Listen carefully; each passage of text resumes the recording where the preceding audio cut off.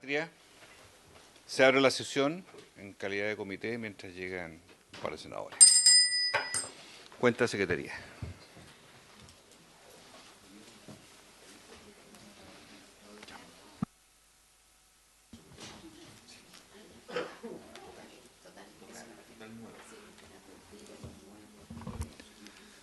Señor presidente, en la cuenta tenemos los siguientes documentos.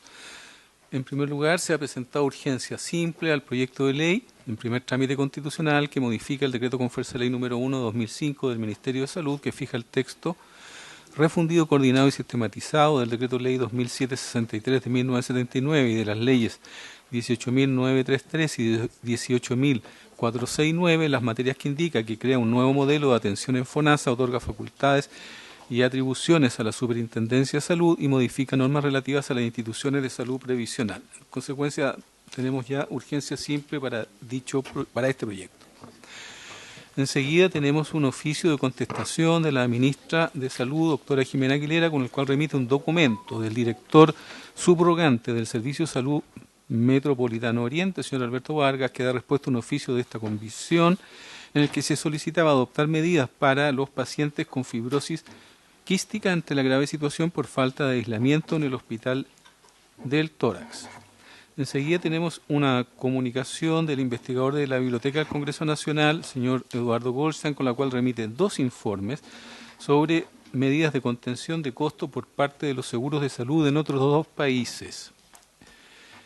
Enseguida, una invitación del representante de la Asociación Chilena de Nutrición Clínica, Obesidad y Metabolismo, señor Miguel Saquimux, para participar en el evento Fortalecimiento de los sistemas de atención de la obesidad en Chile, a realizarse el miércoles 13 de diciembre de 2023 en las instalaciones de la Universidad del Desarrollo, de 8:30 a 13:15 horas.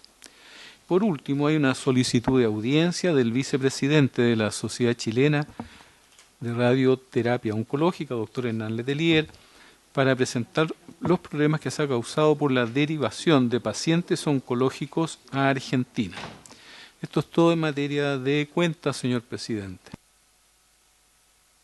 Muchísimas gracias. Sobre la cuenta, senadora, ¿no? Solo informar que vamos a pedirle a la Secretaría que pueda distribuir en cuanto tenga el reporte del protocolo de acuerdo del presupuesto de salud 2024 que nos tocó ratificar en la sala del Senado la semana pasada, el día jueves, y que la Comisión de Salud debe conocer y debe evaluar todo su alcance. Son 17 acuerdos sobre materias específicas y esto motivó el acuerdo de la sala, que luego fue refrendado en la Cámara de Diputados en tercer trámite. Por lo tanto, hoy en sala, al ver el informe de la mixta en segundo punto de tabla, no viene la partida de salud porque la partida de salud ya está resuelta, para dejarlo claro también en la comisión. Pero importa que los miembros de la comisión conozcan los detalles, los alcances del tema presupuestario, donde, entre otras cosas, se va a reactivar el seguro catastrófico de FONASA, clase media, que con 28.000 millones de pesos adicional de primer año en régimen, pidió el Ejecutivo que fuese incorporado en el protocolo, y fue aceptado así por la Sala Legislativa. Al igual que un proyecto de ley que se va a impulsar por Ricardo Soto para incorporar las nuevas patologías y los acuerdos de riesgo compartido. Entre otras cosas, yo prefiero que lo lean cada uno de ustedes y así hacerse una posición más definitoria para que Secretaría pueda entregar en el curso de la sesión esta minuta. Senadora, órdenes.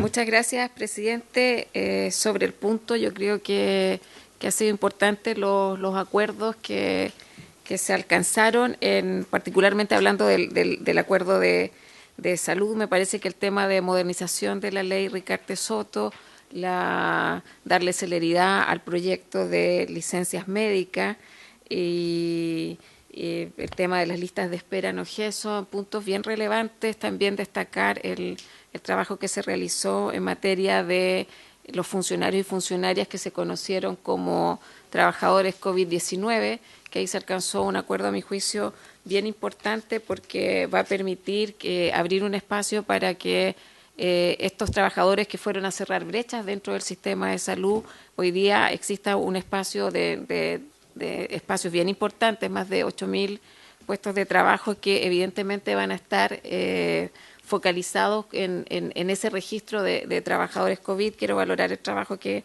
se realizó en esa materia y, como usted ha señalado también, se ha solicitado incorporar un seguro catastrófico que se estaba viendo en una comisión mixta en FONASA también. Así que espero que veamos luces y sobre todo los temas de lista de espera, que fue la prioridad que colocó esta comisión en particular como uno de los 17 puntos que configuran el acuerdo alcanzado. Eso de mi parte. Muchas gracias, presidente.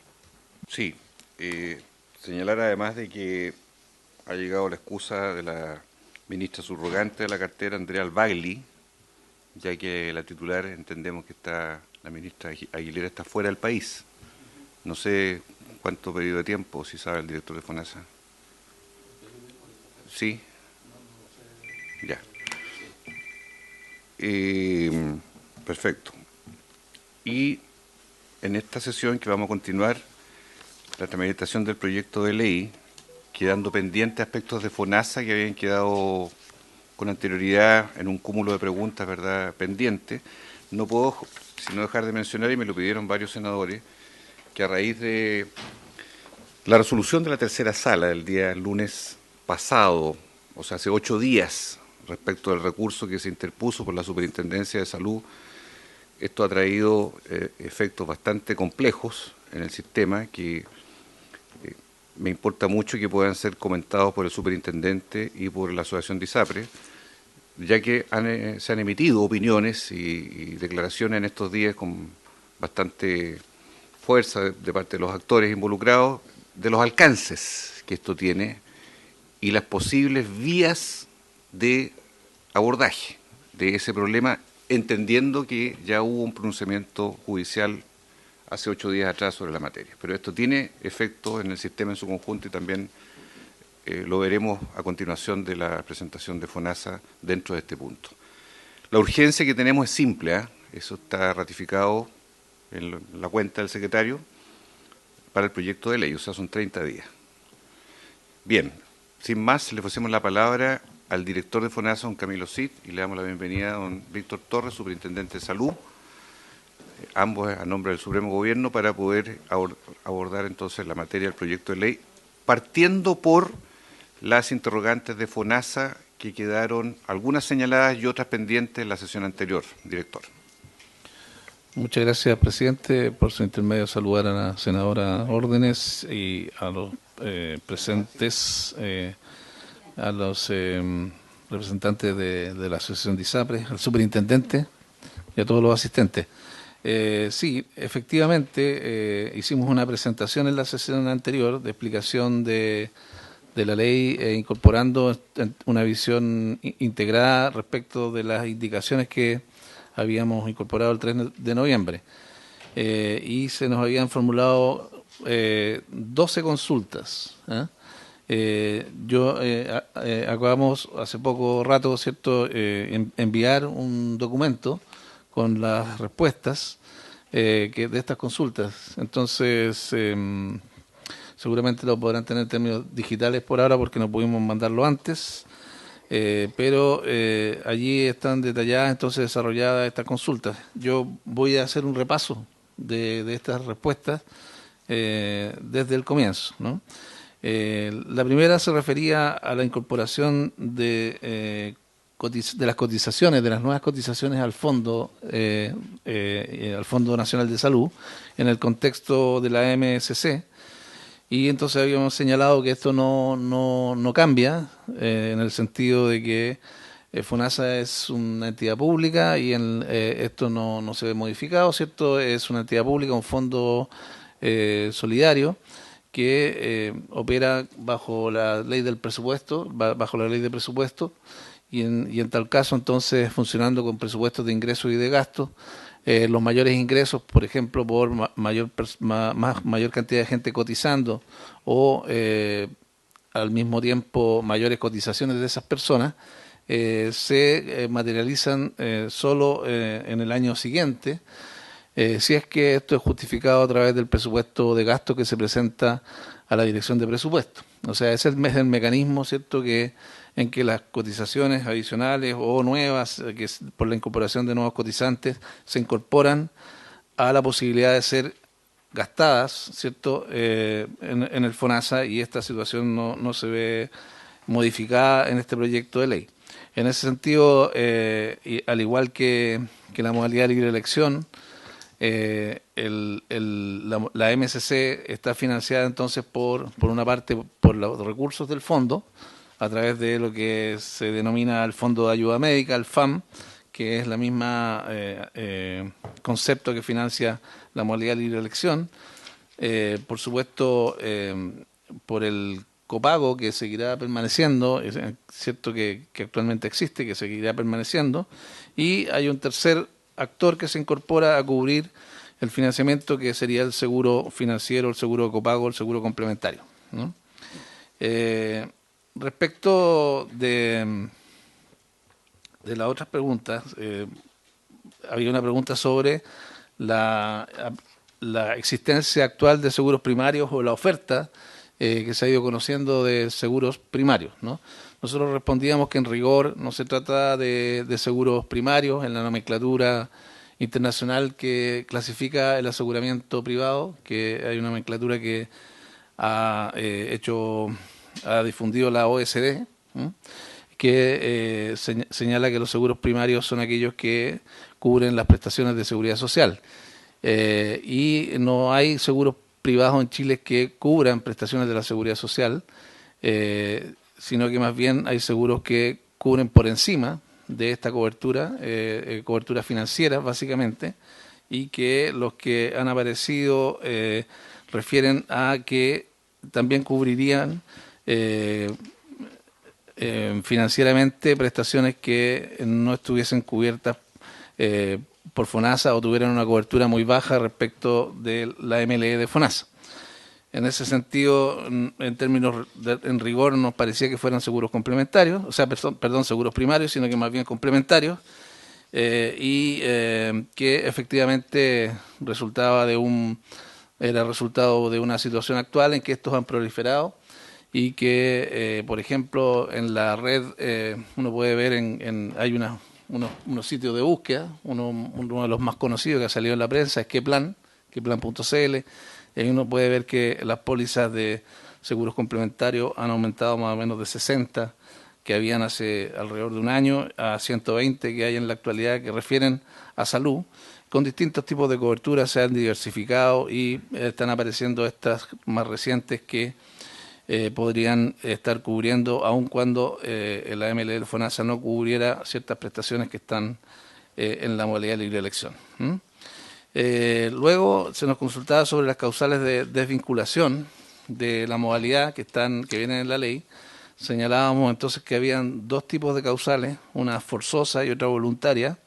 Respecto de la forzosa, se señala que está referida a la ausencia o al no pago de primas, y entonces se pone una condición: no pago de prima por 2 meses continuos, o no pago de primas por 3 meses no continuos en un año. Esas serían causales de exclusión forzosa, y unas causales de exclusión voluntaria o renuncia, que sería a través de dos hipótesis: la hipótesis ordinaria, que renuncia a la persona a la MSC hasta 10 días previo a la renovación automática, que se produce año a año, ¿sí? O bien la hipótesis extraordinaria, en que puede renunciar en cualquier momento si se dan condiciones de cesantía, variación permanente de la cotización legal o variación permanente del grupo familiar. También se nos consultaba por el tema de los copagos y la diferencia de los copagos con la modalidad de libre elección, y entonces señalábamos que la estructura de copagos va a depender del arancel, pero que la idea es poder dotar a la modalidad de una cobertura suficiente como para igualar, ¿cierto?, las coberturas que las personas tienen actualmente en el sector privado, en promedio. y entonces la modalidad, el arancel y las coberturas que se definan están pensadas en ese sentido, calculadas y pensadas en ese sentido. Solo que hay dos reglas que habría que mencionar, que están en el documento, en la propuesta de ley, que es que en el caso de los hospitales se plantea un cambio de la forma actual que se conocen los copagos, porque se pagaría por grupos relacionados por el diagnóstico, o sea, mediante paquetizaciones.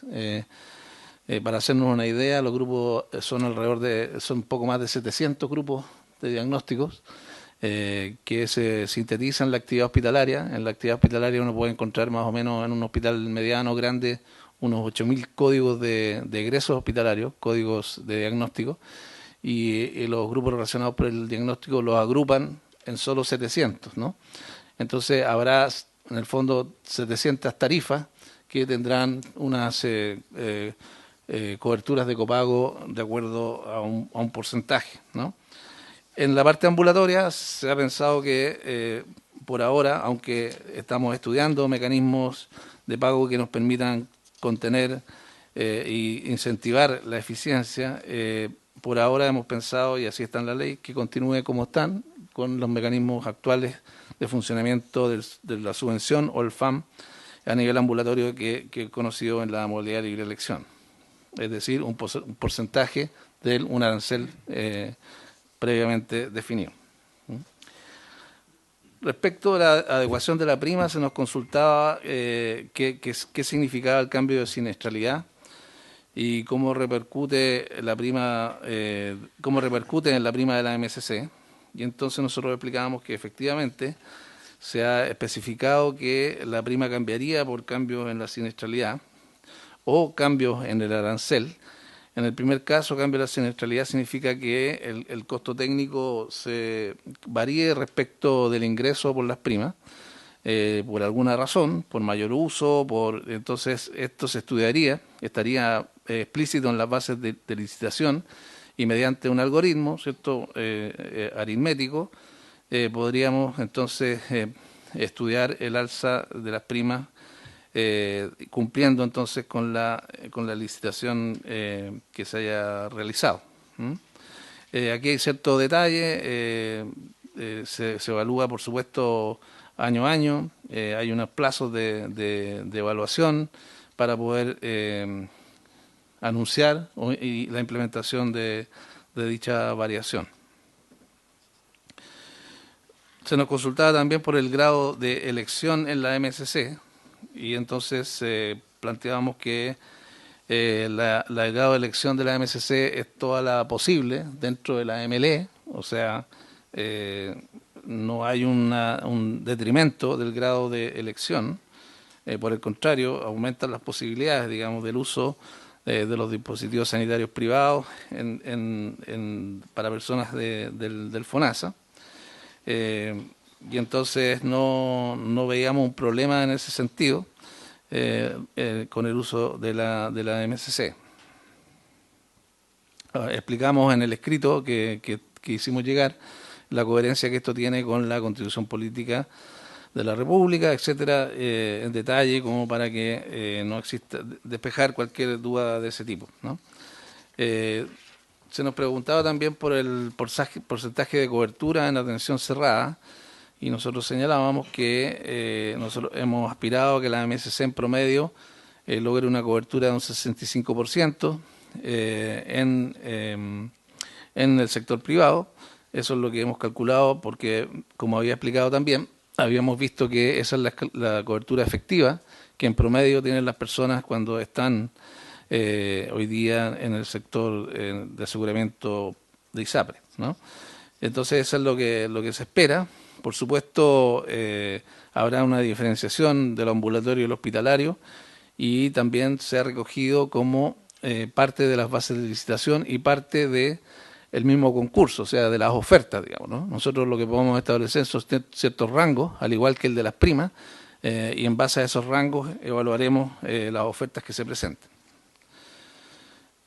Se nos preguntaba por la cuantía del deducible. El deducible de la parte de la cobertura financiera adicional o catastrófica que ha sido planteada para la MSC, que está en la indicación también. Y contestábamos, ¿cierto?, que no teníamos una estimación actual, pero que la forma de funcionamiento era similar a la CAEC actualmente existente en el sistema de ISAPRE. Esto quiere decir una cantidad de veces, ¿cierto?, la cotización o la prima vigente. Entonces el mecanismo será el mismo y eso lo estamos estudiando y perfeccionando, ¿no? Se nos consultaba también sobre la cobertura de medicamentos ambulatorios en la MSC. Planteábamos que en este sentido no hay cambios. Los medicamentos que se utilicen en la prestación de los servicios, tanto hospitalarios como ambulatorios, y aquellos que están ya determinados como necesarios en la utilización de algunos cánceres, ¿cierto?, esos serán tomados de la misma manera. Lo que no está pensado, que creíamos que hacia allá apuntaba la pregunta, es hacia la demanda de medicamentos ambulatorios que hoy día se comercializan en las farmacias privadas. Digamos que eso tampoco tiene un cambio en estas indicaciones o en el proyecto de ley, en términos de que se incorpore, por ejemplo, a un plan, sino que más bien se mantiene las prestaciones dentro de lo que son los listados de aranceles vigentes, como señalábamos también, reconociendo algunos aranceles que la superintendencia ha ido especificando a través del tiempo, que son de uso en el sistema privado, pero no la demanda de medicamentos en las farmacias, digamos, del retail.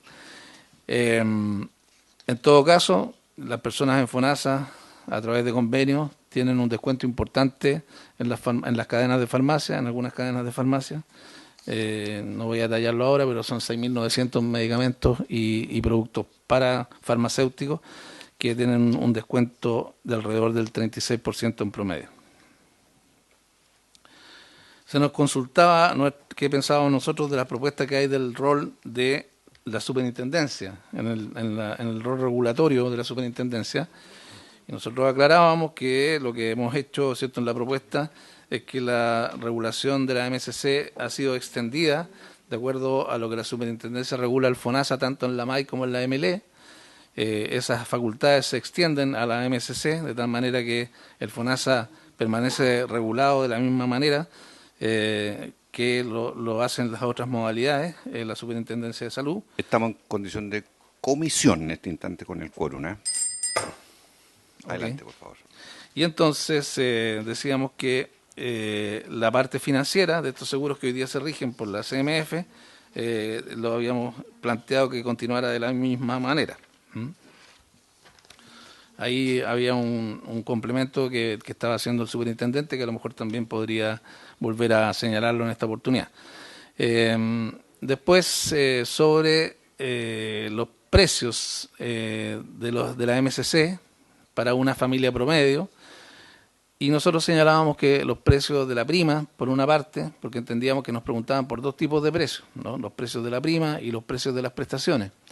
Los precios de la prima, nosotros volvíamos a recordar que lo hemos calculado en nuestras simulaciones, ¿cierto? Y es lo que estará disponible a todo esto, porque entendemos que estos datos y estos estudios tienen que estar disponibles para los oferentes en su momento, en la licitación.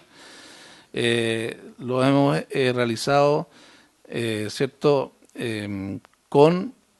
contando con las primas adicionales o complementarias que hoy día se pagan en las ISAPRE, o sea, el 7% más la prima complementaria, de modo que en promedio, ¿cierto?, es un valor que hoy día ya se realiza, ¿sí? La cantidad precisa dependerá entonces de la misma licitación, pero ya habíamos señalado ciertos rangos en la sesión anterior.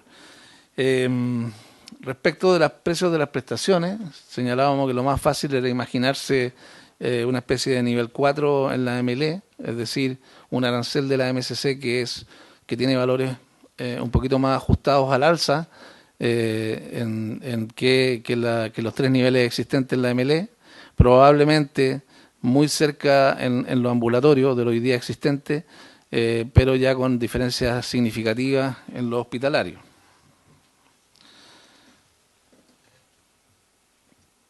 La última pregunta que se nos hacía la vez anterior era sobre el diseño de la licitación, y creo que de lo que señalábamos, ¿cierto?, que es la consideración de las simulaciones de los precios, de las simulaciones de las coberturas financieras, etcétera, habría que agregar que se nos preguntaba también por la oportunidad, ¿no? Si llegábamos con una licitación, con una asignación de cierto, de oferentes de seguros, en este caso, a tiempo, en el caso de alguna tensión o insolvencia de alguna ISAPRE, y entonces sería importante señalar que hay un articulado transitorio que permite al FONASA que en caso de no presentación o de declarar desierta la licitación pueda hacer una asignación directa, ¿ah?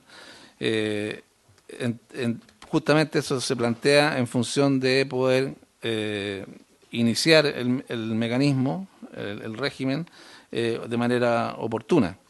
Y no quedarnos, digamos, en el diseño, en la licitación, o sin poder intervenir cuando fuese necesario.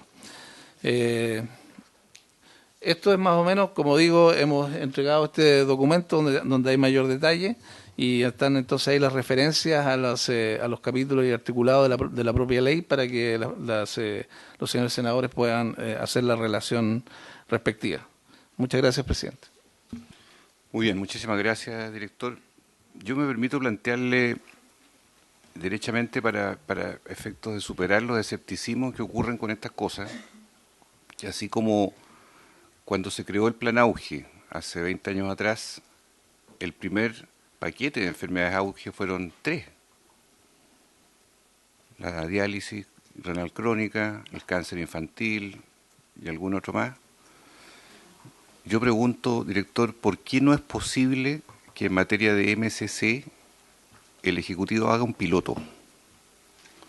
Y lo digo por lo siguiente, porque, seamos sinceros, aquí hay un cierto nivel de escepticismo en algunos respecto a que es viable o no la modalidad de MSC, que a mí me parece atractiva, lo adelanto.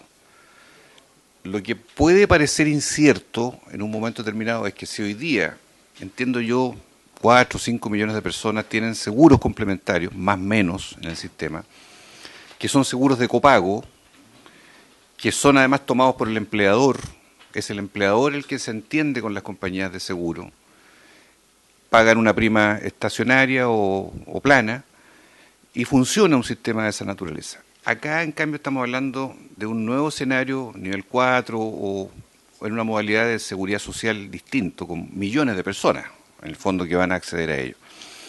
Entonces, me atrevo a preguntarle esto y a plantearle esto, porque los tiempos de implementación, la forma en que esto puede ocurrir, ¿por qué no puede pensarse en un piloto que pueda inducir a clarificar las certezas, las mejoras, los problemas que pueden ocurrir, en particular respecto a los pools de riesgo, respecto a los precios, respecto a la supervigilancia que va a tener el sistema, que es un punto que usted sabe, lo hemos conversado, muchos somos partidarios de que se cumpla el programa de gobierno en cuanto a que sea la Superintendencia de Salud la que regule los seguros complementarios y no la CMF, por la magnitud y la inserción que va a tener en el corazón de la seguridad social. Por ejemplo, se lo dejo planteado de inmediato porque creo que este es un tema estructural y que vale la pena discutirlo, conversarlo. Se ofrece la palabra a los senadores. Bienvenido, senador Gaona. Se ha expuesto sobre las preguntas pendientes en el capítulo de FONASA del proyecto de ley. Senadora Órdenes, y después senador Gaona, y después senador Latorre, por favor. Y después vamos a ver el tema GIES.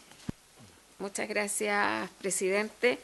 A ver, primero quiero adherir a la consulta que usted realiza respecto de un piloto, porque una nueva arquitectura de esta naturaleza no es un ejercicio sencillo y evidentemente yo creo que independiente de lo que ocurra vamos a estar enfrentados a una migración importante desde el sector privado a FONASA. Eso ya está ocurriendo y eso modifica los ingresos, los costos y los gastos. Entonces creo que hay que prioridad nuestra ir avanzando en esa arquitectura y es lo que hemos estado haciendo. Respecto a la modalidad complementaria de FONASA, hay varias indicaciones o que ya se han planteado en la discusión de esta comisión. Y respecto a la nueva facultad FONASA para velar por la correcta implementación y funcionamiento del MSC, a mi juicio es importante establecer claramente las facultades de manera, no sé si en la ley, porque quizás lo rigidiza, pero en un reglamento donde corresponde, a fin de evitar objeciones a la hora de fiscalizar. O sea, ahora ya estamos entrando en el diseño fino de cómo va a funcionar la MSC. Yo supongo que se debe dotar a la superintendencia ahí de facultades necesarias para velar por el correcto funcionamiento. Y lo digo porque recientemente hemos visto cómo el Instituto de Salud Pública tiene dificultades para fiscalizar, por ejemplo, la venta de fármacos por no tener las facultades necesarias. Entonces me estoy adelantando un poco a eso. Lo otro, y usted lo mencionó también, es la atribución que tenga la Superintendencia de Salud para fiscalizar la MSC, es sin perjuicio de las facultades que tiene la CMF respecto a las compañías de seguro. Ahí también no está claramente delimitado. Se atribuye competencia a la Superintendencia y a la Comisión para el Mercado Financiero, pero no se visualizan potenciales conflictos que podrían ocurrir a futuro en caso de discrepancia entre la fiscalización de una u otra entidad. Y lo digo porque, y lo señalé anteriormente, a propósito de la ley FinTech, se han generado conflictos entre el CERNAC, en este caso, y la CMF. Entonces, creo que también es algo en lo que tendríamos que profundizar para los efectos de la fiscalización. La MSC como un solo esquema, antes estaba pensado más de uno, pero yo entiendo que ya hay una definición en eso, o sea, todos tendrán la misma prima y la misma cobertura. A mí, la verdad que me hace bastante sentido.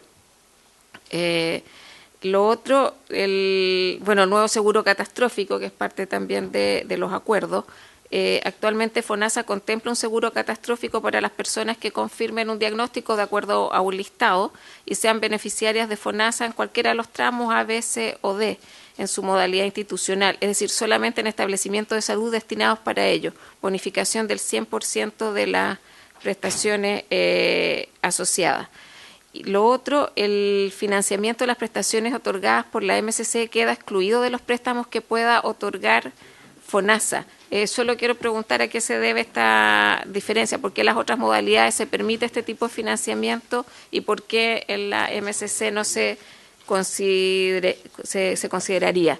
Eso entre algunos puntos, presidente, ya se ha contestado algunas preguntas el director, pero también las bases, yo preguntaba anteriormente sobre las bases de licitación, porque, o sea, la medida que ustedes proponen establece contenidos mínimos para las bases de licitación, como claridad en el valor de la prima, que debe incluir el deducible al nuevo seguro catastrófico, que deberá ser proporcional a la prima complementaria, y características y condiciones generales de la póliza, incluyendo el porcentaje de cobertura financiera complementaria, el valor referencial de la prima y las fórmulas de adecuación de esta última. Y lo digo porque regular el contenido de las bases es necesario para dar certeza jurídica. Entonces, en eso creo que tenemos que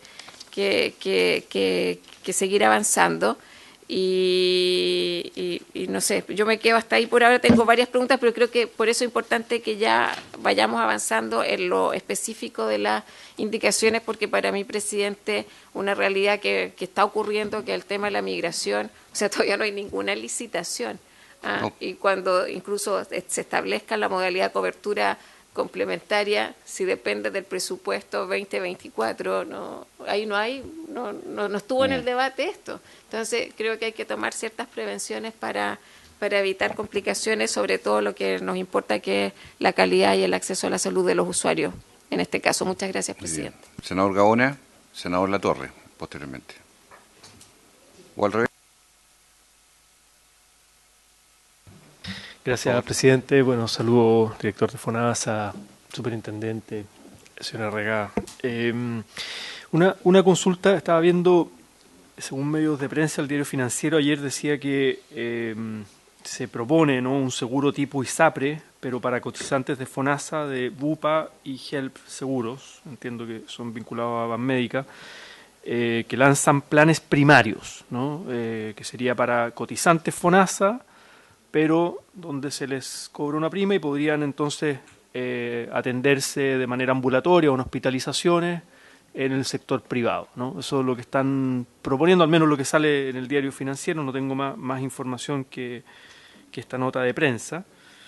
Pero mi pregunta al director de FONASA, por su intermedio, presidente, es cómo dialoga esto, que es algo que, por lo que veo, son movimientos que está haciendo la industria en este contexto de crisis, sin regulación todavía legal. Lo está haciendo en el marco del rayado de cancha que existe actualmente, ¿no?, pero sin una nueva regulación legal.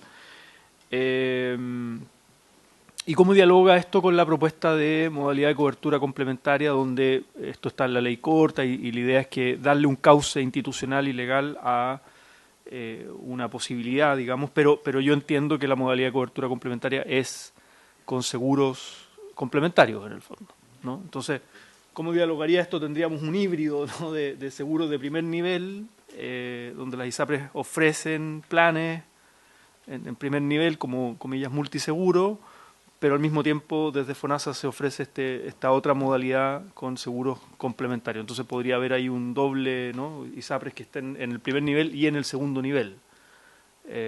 Podría llegar a pasar eso. Lo encuentro medio raro, ¿no? Como un híbrido medio complicado. No sé si existe en alguna parte del mundo, pero bueno, Chile es como pionero en experimentos, digamos, ¿no?, en materias sociales hace muchas décadas. Y con lógica de negocio, etcétera. Pero bueno, quería hacer esa consulta.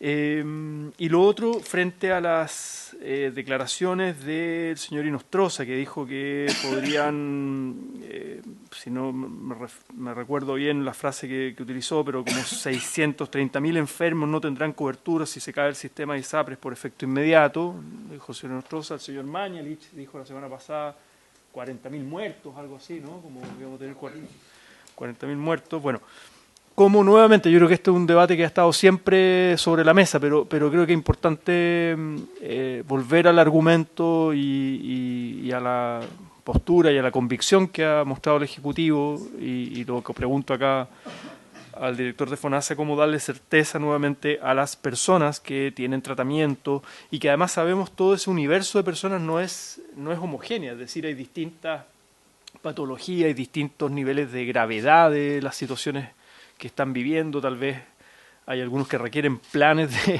de salvataje a las personas, me refiero, ¿no?, para continuar sus tratamientos, sus prestaciones de salud de manera inmediata. Otras tienen otro tipo de tiempos en términos de la gravedad de sus enfermedades. Bueno, distintas realidades, pero cómo están monitoreando aquello en el sentido de que esto pudiese acelerar una crisis, no sé, en un plazo más corto, digamos, del que se tenía previsto, dado el último fallo GES y la aclaración de la Suprema, de la tercera sala. Muy bien, está entrando ya justamente en este nuevo aspecto que vamos a abordar hoy. Eso. Senador Latorre. Esas son mis preguntas. Muy bien. Gracias.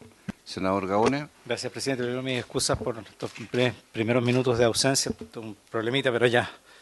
Así que probablemente plantee cosas que a lo mejor lo han planteado ya, pero ¿sabe qué, presidente?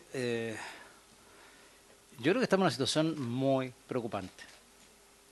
Y de verdad que no quiero decir molestia, pero sí preocupa que el Ministerio no se haga presente a través de la ministra. Entiendo que se excusó, está fuera del país, está bien, pero me imagino que hay una ministra subrogante. Tampoco está. Se excusó, ¿eh? Se excusó, pero también se excusó. Yo no entendería de que... Bueno, aquí está, está el FONASA, pero el FONASA es un servicio. La superintendencia además es una entidad autónoma. Me refiero a las autoridades políticas en esto. Aquí no tenemos autoridades políticas. La superintendencia es un ente técnico. Y el FONASA... Pero está nombrado por el presidente de la República. Ojo. Pero es una entidad técnica, reguladora... Y con historia todo política. Pero me refiero yo, Ojo, presidente, ojo, yo me imagino que las decisiones... Claro, bueno, yo me imagino que las decisiones políticas las toma la autoridad del ministerio, digamos. Así es que en ese sentido no es de merecer, sino que el superintendente es el regulador, eminente técnico. FONASA es el financiador técnico. Entonces, a mí me preocupa que no estén las autoridades políticas, sin perjuicio de nuestro asesor legislativo que siempre nos acompaña, pero a uno le gustaría tener al frente aquí a la ministra o a la subsecretaria en su efecto. Eso como primera cosa que yo creo que ojalá no se repita en próximas oportunidades. Después, ¿por qué le digo todo esto, presidente? Porque lo que ha ocurrido con la respuesta de la Corte Suprema rápida, espontánea, respecto al requerimiento que hizo el viernes antepasado la superintendencia, nos deja, si antes estábamos al borde del precipicio, hemos dado un paso más, pues. Y no quiero ser alarmista en esto, pero esto es así. Estamos frente a un problema complejo, ante una eventual caída en insolvencia de varios aseguradores privados y que no cumplan los indicadores, en fin, y todas esas complejidades que ello trae, y especialmente lo que eso significa la falta de cobertura que podrían tener las personas. Y a mi juicio, la MSC no resuelve el problema. Ahora, si se ha pensado la MSC como respuesta a la caída de las ISAPRE, entonces partimos mal desde el principio. Porque yo entiendo que la MSC debiera ser algo para fortalecer el FONASA y no para hacerse cargo de una potencial caída de las ISAPRE, porque la ley corta, que es la que entendemos, es precisamente para poder darle cierta estabilidad al subsistema privado de salud, de tal manera de que eso no afecte ni tenga una reacción en cadena frente a prestadores institucionales, individuales y, por supuesto, después en las personas y nos genere un problema sanitario. Dicho eso, presidente, me preocupa también cuál es la verdadera voluntad del gobierno. Por eso quería tener frente a la ministra o a la subsecretaria. ¿Cuál es la verdadera voluntad del gobierno respecto de las asociaciones público-privadas, de la provisión mixta? Acabamos de enterarnos hace unos días atrás respecto de que FONASA decide pedir la prescripción de la deuda del 2017 y del 2018. Yo creo que no les va a resultar, porque me imagino que las acciones de cobranza se han hecho permanentemente. ¿A las clínicas privadas, perdón? Sí, claro, la clínica Dávila. Lo que yo entiendo, la noticia que tengo, ojalá me lo aclare el director de FONASA, es que pidió la prescripción de la deuda en este caso de alguien que ya judicializó el tema, que es de Empresas Banmédicas, si no me equivoco, ¿no? Dávila y todo ello. Entonces, bueno, si vamos a estar a las patadas, ahora los prestadores privados tienen todo el derecho a exigir que se les pague lo que se les debe. Y no es excusa que no haya claridad en lo que se los debe, porque han tenido 5 años, y no me refiero al actual director de FONASA, esto es un tema estructural. Entonces, dado todos estos problemas, yo quisiera que me aclarara lo que acabo de mencionar, y además respecto a 2 temas adicionales. Esta voluntad aparente del seguro, reactivar la discusión del seguro catastrófico de la MLE, que no les guste el seguro catastrófico para la clase media, porque no les gusta mucho que se le denomine así. Entonces, ¿cuáles son los tiempos de eso? Obviamente yo no sé si me lo van a poder responder las autoridades técnicas del Ministerio de Guerra a las autoridades políticas. ¿Cuáles son los tiempos para eso? Recuerda el compromiso que se estableció en el protocolo de la aprobación del presupuesto. Y quisiera saber también cuál va a ser el orden de prelación de la red de prestadores, porque recuérdense que la discusión y por lo cual este proyecto duerme en la comisión mixta, entre otras cosas, la prelación para darle prestaciones a través de prestadores privados por este seguro catastrófico casi al final, 6º, 7º lugar, si no me equivoco. Entonces, uno se pregunta, bueno, espero que hayan recapacitado y hayan entendido que con esta tremenda lista de espera lo que tenemos que hacer es tratar de tener la mayor cantidad de prestadores posible a precio conocido. Entonces me gustaría preguntar esos tiempos y qué pasa con el tema de la prelación que se está estableciendo en esa ley del seguro catastrófico. Y finalmente, bueno, la tarifa de MSC dijeron que no era posible, entendí que no era posible poder determinar la tarifa, eso de que se va a financiar porque pagan el el 30% adicional, yo no tengo tan claro si efectivamente la gente que hoy día se ha ido del sistema privado a la FONASA lo ha hecho porque quiere pagar menos o porque efectivamente le satisface más el FONASA que la ISAPRE. No tengo claridad de eso, me gustaría ahí, por eso esto estamos como tratando de aterrizar sin instrumentos, pues. O sea, esto de hacer una MSC y una licitación y esperar la licitación para ver qué pasa mientras caen las ISAPRES, pero por favor, no, pues queremos certezas. Entonces, por eso es importante la presencia de la autoridad política. Y respecto a las indicaciones, sí, yo estoy muy de acuerdo con la senadora Órdenes, por su intermedio, presidente, de empezar a discutir esto, pero tenemos que partir primero por resolver el tema de la estabilidad del subsistema privado de salud. Después discutiremos MSC de salud o modalidad de cobertura complementaria. Pero no sacamos nada con implementar esto de la modalidad de cobertura, que no tiene ninguna certeza respecto a cómo va a resultar si no resolvemos el problema que hoy día queja a casi 3 millones de personas. Así que, presidente, bien, yo no creo, quiero saber cuál es la voluntad del Ejecutivo de comenzar a revisar las indicaciones de la perspectiva de la solución de los problemas del subsistema privado de salud antes de hablar de la MSC, presidente. Muy bien. Quisiera entonces, antes que responda el director de FONASA, y como ya el senador Latorre también y el senador Gaona lo pusieron en el tapete, que pudiera el superintendente referirse respecto a los efectos del fallo GES, no en una detallada tabla Excel de costos ISAPRE por ISAPRE, pero sí más o menos hay un orden de magnitud, hay un efecto directo, hay declaración que ha hecho la Asociación de ISAPRE al respecto. O sea, en estos días ha habido un cúmulo de elementos de juicio con bastante fuerza, puesto en la mesa que importa a esta comisión la opinión del regulador, obviamente, más allá de las soluciones que vengan hacia el futuro, pero el escenario concreto de inminencia de quiebra o no en los próximos meses y el itinerario que viene por delante respecto a cómo se aplica ya una sentencia a firme en la Corte Suprema. Primero entonces, don Camilo Cid, senadora Orden, ¿quería precisar algo? Sí, me parece importante porque a veces olvidamos el origen de todos los meses que llevamos trabajando en este proyecto de ley corta de ISAPRE. O sea, lo último que ocurrió es que la Corte Suprema rechazó aplazar la implementación del fallo GES. Eso es lo último que ocurrió. La superintendencia presentó un recurso de aclaración, solicitó una prórroga y la tercera sala, presidente, fue súper claro. Señaló, no existiendo puntos oscuros o dudosos que aclarar, no se hace lugar la solicitud, que es bien similar a lo que ocurrió anteriormente. Y esto ocurre porque no se aplicó la tabla única de factores, hubo un cobro indebido y cosa similar con el fallo GES. O sea, quiero decir, primero nosotros hemos hecho todos los esfuerzos como comisión para, entre comillas, mitigar el impacto. O sea, yo creo que ya no hay nada más que aclarar desde el punto de vista judicial y nos toca y estamos llamados a implementar el fallo y ese es el esfuerzo en el que estamos todos. Pero me parece que a veces se olvida el origen, por eso lo digo. Además tengo la impresión que el Ministerio ha estado bastante presente, lo quiero señalar, sería bueno también, eso tiene asistencia, sería bueno aclararlo porque si no queda esta idea de que nadie ha estado presente, o sea, no hemos estado jugando estos meses.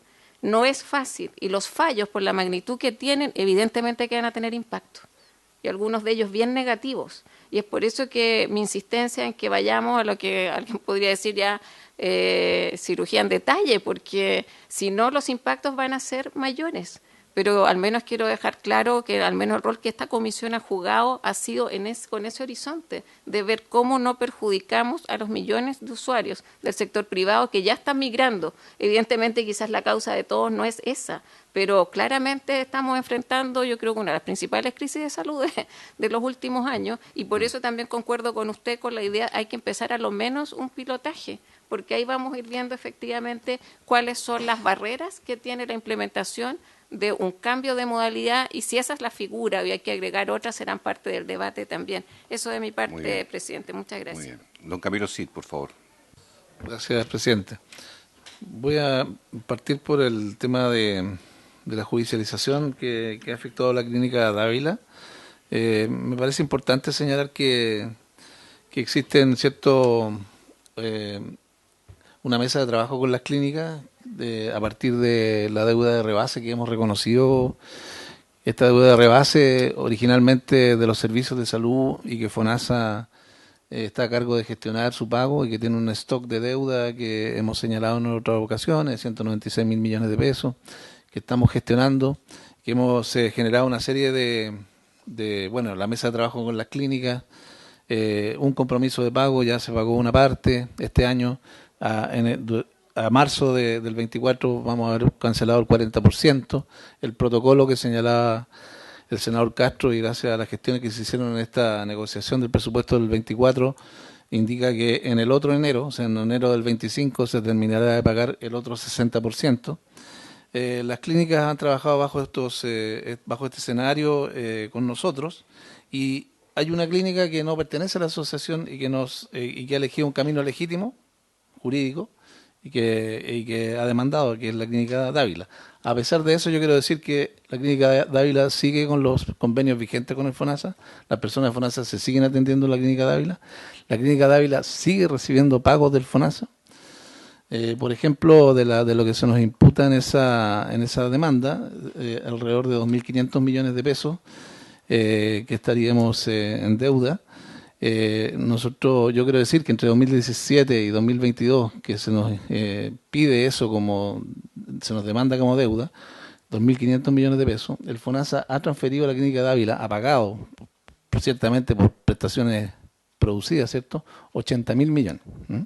O sea, hay que guardar las proporciones, ¿no? Por ley de urgencia, me refiero. Fuera de la MLE, que también tenemos convenios, y otros convenios que tenemos, ¿no? En ley de urgencia, 80.000 millones se nos está demandando por 2.500. Segundo, de esos 2.500, el 60%, y hoy día lo informamos en un escrito a la Corte, ya está pagado. Y tercero, la prescripción se refiere a un caso del año 2017 que nos cobraron en agosto de 2023, o sea, 6 años después. Entonces nosotros lo que hemos dicho en la demanda es que nosotros no podemos hacer cargo de un cobro retrasado por 6 años, digamos, ¿no? No es responsabilidad del FONASA, eso es una responsabilidad de los propios prestadores que tienen que saber y tener sus cuentas claras respecto de lo que cobran. Ahora, es un caso que estaríamos solicitando entonces la prescripción de él por esta anomalía, digamos, ¿no? Más allá de estos detalles, nosotros entendemos que esta clínica es acreedora. Nosotros en todos los planes que estamos haciendo, de los pagos que vienen ahora pronto, los estamos considerando igual que a todos, ¿sí? Y seguiremos el camino que está trazado. Ahora, si nosotros vamos a un escenario judicial, FONASA tiene la obligación también legal de hacer la defensa de los recursos pertinentes, porque FONASA no puede aceptar que se demande un pago, digamos, de un monto que nosotros no hemos revisado. Las cuentas por revisar que recién se nos hicieron llegar la semana pasada. O sea, nosotros necesitamos el detalle por RUT de personas que se está diciendo que debemos, ¿no? Eso, como el escenario con las otras clínicas, los tenemos porque están en la mesa de las clínicas, pero de esta clínica en particular no, y entonces recién lo hacen llegar la semana anterior. Entonces, y por último, yo creo, yo no soy abogado, pero sé que litigar por la prensa no es lo óptimo en estos casos, y que las reglas de los juicios tienen su propio camino y funcionamiento, y no me parece conveniente ir por ese camino, digamos, ¿no? Sino que más bien dejar que funcione la institucionalidad, en este caso el juicio, y también nosotros mantener nuestro compromiso, que al igual que con todos los otros acreedores hemos hecho. Bueno, respecto del tema del piloto, es muy bueno que me lo pregunte, presidente, porque efectivamente nosotros hemos estado dándole vuelta a esta idea, ¿no? La posibilidad de pilotear, de hacer un piloto, ¿no? Pero justamente el hecho de que no tengamos la ley nos determina ciertas cosas que no podemos hacer, ¿no? Que las podemos hacer sí en contextos de convenio y bajo la voluntad de las partes, ¿no? Aquí voy, a que si podemos lograr que Clínica, Seguro, FONASA logren un acuerdo para hacer un piloto y reconocer entonces en un convenio ciertas condiciones similares que nunca van a ser iguales al planteamiento, porque no tenemos, por ejemplo, la potestad de hacer un arancel diferente al de la MLE, ¿sí? Por ejemplo, que eso es básico. Pero si eso puede avanzar mediante un convenio acotado, trataremos de hacerlo, ¿m? Y lo estamos analizando. Pero de nuevo, o sea, no va a ser la solución del problema, no va a ser el mundo perfecto que nos gustaría demostrar, porque no podemos, justamente porque no nos permite la ley, tener todas las facultades como para hacer un piloto plenamente igual a la propuesta de MSC. Muy bien. Respecto de la otra pregunta que se me hacía respecto de los préstamos, sí, efectivamente, las personas van a poder seguir disponiendo de los préstamos, pero en la MLE.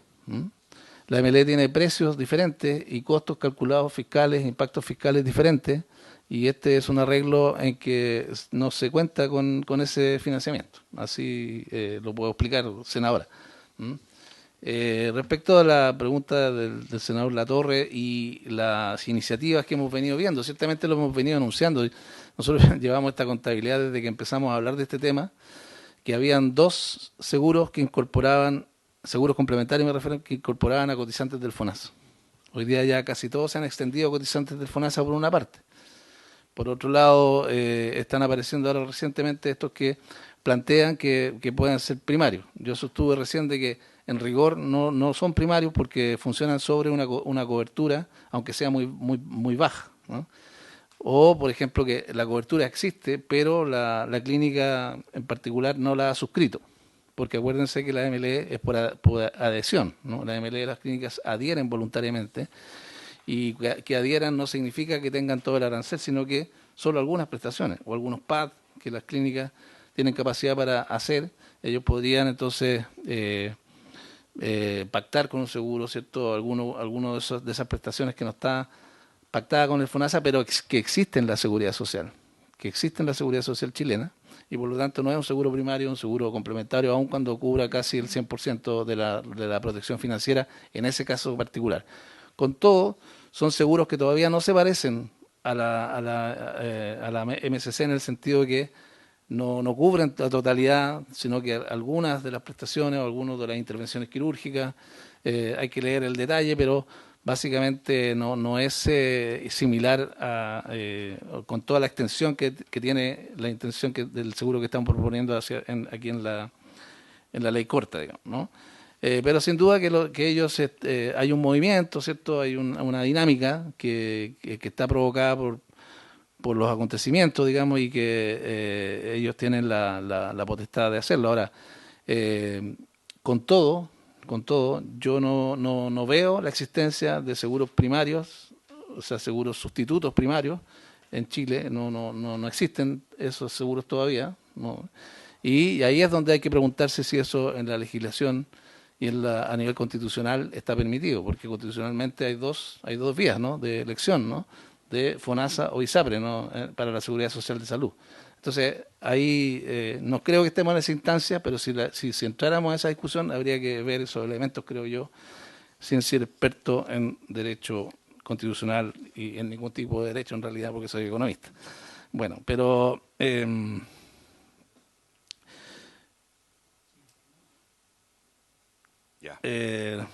bueno, sin duda en todo caso que la discusión sigue siendo, ¿cierto?, de qué pasa si hay una discusión, ¿cierto?, qué pasa si viene mucha gente de la ISAPRE a FONASA, por cualquiera sea la causa, voluntariamente, porque una entra en insolvencia y vienen de pronto, ¿cierto? Lo que nosotros hemos dicho es que estas personas se están atendiendo. Estas personas que con crisis están en una clínica o están en un centro de salud público, pero se están atendiendo, ¿no? No es que porque haya caída de algo las personas se vayan a enfermar, ¿no? O sea, eso me parece clave, ¿no? Porque en ese sentido, una reestructuración del financiamiento, que es esta especie de MSC, no tendría por qué influir en su demanda de prestaciones. Por lo tanto, solamente en rigor cambiaría la administración. Lo que quiero decir es que las personas están usando la MLE hoy día en FONASA, o están usando un ISAPRE. Si se van a FONASA, van a seguir usando la MLE, tratando de seguir utilizando el prestador en que estaban, cuando eran ISAPRE. Eso es lo que hemos detectado. Por lo tanto, hay cierto control de la demanda que pueda ocurrir donde sí tenemos limitaciones, que es en el sector público, donde tenemos problemas, digamos, actualmente por la pospandemia, ¿no? Entonces, yo creo que esa es la situación. Ahora, con todo, cuando se nos pregunta, bueno, hay gente que está en tratamiento, hay gente que está en el auge, hay gente que está con una cobertura catastrófica, hay personas que están hospitalizadas, hay personas que están con hospitalización domiciliaria, hay personas que han ganado sentencias con medicamentos de alto costo, todo eso. Y por eso que en la indicación nosotros pusimos 3 temas que no tienen que ver con la MSC, sino que son 3 temas que tienen que ver con esto último, ¿no? Que plantean que en el caso de... es una responsabilidad de Estado donde el FONASA es la forma en que el Estado puede actuar, ¿no? Que son estos 3 casos. Cuando las personas, si el caso de insolvencia de una ISAPRE, y es así, lo dice claramente, incluso dice cancelación, ¿sí? Si es que una persona está haciendo uso del CAEC, el FONASA garantizará ese uso del CAEC durante un periodo de tiempo. Si la persona está haciendo uso de auge, FONASA garantizará la continuidad de su tratamiento, y si la persona ha ganado alguna sentencia, ya sea judicialmente o ante la superintendencia, FONASA garantizará eso. Esas son 3 cosas que están puestas ahí. Uno podría incluso, si ustedes, claro, me pueden, el senador Chaguán hablaba el otro día de las hospitalizaciones domiciliarias. Bueno, lo que yo pienso es que justamente en caso como ese ya tendríamos que avanzar aún más en la preocupación de dar continuidad a estas prestaciones. Con todo, lo que yo me gustaría señalar es que efectivamente esta modalidad es para fortalecer FONASA. Lo que pasa es que está frente a una realidad, y como decíamos el otro día, tomemos en cuenta que a finales de este año vamos a haber recibido 1 millón de personas en 2 años. O sea, prácticamente dos ISAPRES, digamos, ¿no? O sea, hemos recibido. Entonces, efectivamente este flujo se está produciendo, y lo que estamos planteando es la necesidad de fortalecer a FONASA para poder hacerse cargo de este flujo, independiente de por qué se esté produciendo, digamos, ¿no? La gente está viniendo al FONASA y nosotros tenemos la obligación de ponernos a tono con esa realidad. Muy bien. Respecto del seguro catastrófico, ciertamente esto es muy reciente. Nosotros habíamos discutido esto previamente, pero no hemos todavía ejercido los procesos necesarios como para tener claridad en la propuesta. Eso, francamente, senador. El piloto, entonces, es una medida aceptable. Totalmente. ¿Cuándo sería eso? Estamos analizándolo, pero lo antes posible, digamos. Dentro de la actual legislatura sería, me imagino. Sí, sin duda. Sí. Ponerle un plazo holgado. Senador Gaona, muy breve, por favor, porque sí, no, estamos con el presidente, tiempo. si tiene usted la posibilidad de que el Ministerio de Hacienda nos venga a explicar el informe presupuestario, porque claro, lo que nos plantea el director del FONASA es como distinto a lo que ha sido como una evolución de los planteamientos iniciales. Sobre todo porque aquí no es el problema de las personas sanas que se van al FONASA, el problema de las personas enfermas que no se han ido al FONASA, la continuidad de su tratamiento y todo eso. Entonces, sí, si eso se va a garantizar, yo quiero ver cómo eso está garantizado en el informe financiero del proyecto de ley. Sí, por eso sería bueno que Hacienda nos explicara sí, también ahora esa materia, recordemos, para cuando usted estime conveniente. Sí, ocurre que la Comisión de Hacienda del Senado ve el informe financiero. O sea, después de despachado aquí, cuando ocurra, tiene que ir a Hacienda para ver ese tema específicamente. Ojo con eso, no tengo problema yo en que vayamos adelantando tiempo, pero esa es la metodología. Superintendente Víctor Torres, por favor, sobre prima GES, rechazo de la última solicitud de prórroga y escenario actual, presente y futuro. Son pocas preguntas, pero Gracias, son las que están en el tapete. No, sí. Pocas, pero sustantivas. Presidente, muchas gracias. Saludar por su intermedio a quienes nos acompañan el día de hoy. Lo primero, si usted me permite, un complemento de lo que dice el director de FONASA, porque desde la perspectiva de la superintendencia no es menor que el proyecto de ley se haga cargo de un problema que hoy día existe precisamente con los pacientes enfermos y que tiene que ver con la continuidad de atenciones y con la continuidad de cobertura. Porque si eventualmente una ISAPRE cayera, digamos, o dejara o quebrara, incluso cuando se licita, digamos, la cartera en algún momento, hay pacientes que pueden igual llegar a FONASA. Y sobre todo los que están más expuestos son los que tienen mayor carga de uso, digamos, los que están enfermos. Entonces, desde esa perspectiva, a mí me parece relevante que se le dé continuidad, por ejemplo, a los pacientes GES, que hoy día no tienen necesariamente garantizada esa continuidad. Lo mismo con los pacientes CAEC o los que tienen sentencia que están ejecutoriadas. Yo creo que eso es fundamental. Algunos de los pacientes que tienen hospitalización domiciliaria en el sistema privado utilizan el CAEC, por ejemplo, ¿ya?, para financiarse, pero también es un elemento que habría que revisar. De hecho, hemos estado en conversaciones con FONASA para ver en otras hipótesis de qué forma también se puede regular esto, si por la vía legislativa, en otros ámbitos por la vía administrativa, con alguna instrucción de la superintendencia, porque hay un elemento relevante en esto, más allá incluso de la discusión del proyecto de ley, que es cómo opera hoy día el sistema, y más aún con la coyuntura de la cantidad de gente que se ha movilizado de un sistema a otro. Eso es lo primero que yo quería decir, porque me parece que es muy, muy importante eso. Lo segundo, presidente, para dar cumplimiento con uno de los requerimientos que se ha hecho anteriormente, ya nosotros entregamos hoy día, presidente, lo que nos requirió el senador Gaón hace algunas sesiones atrás, que tiene que ver con el impacto sin mutualización de el alza, ¿no?, de los precios base. Eso lo acabamos de entregar a la Secretaría. Nos queda pendiente lo requerido por la Asociación de ISAPRE, que tiene que ver con las simulaciones de las indicaciones del proyecto de ley. Se está terminando, obviamente lo tiene que revisar el Ministerio de Salud antes de que yo pueda hacerlo llegar. Espero que ya la próxima sesión esté en poder de los señores senadores y la señora senadora. Que perdón, no podemos votar si no tenemos esa simulación. Sí. Estamos claros. Así que las vamos a entregar, ¿sí? No sé. Las vamos a entregar para la próxima sesión, que la estamos terminando, pero tiene que revisarla además el Ministerio de Salud, obviamente. No, la próxima. No, me refiero a la semana después de la regional, no mañana, digamos.